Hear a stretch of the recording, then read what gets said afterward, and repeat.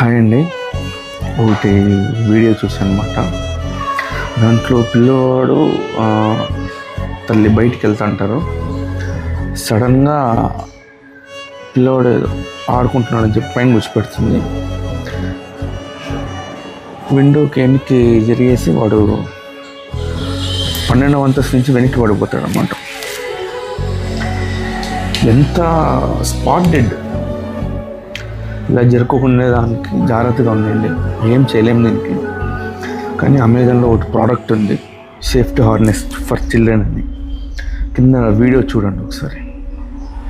అది ఒక 10-15 మినిట్స్ వరకు దూరం వెళ్తుంది. పిల్లోడు ఎక్కడున్నా మన దగ్గరే ఉంటాడు.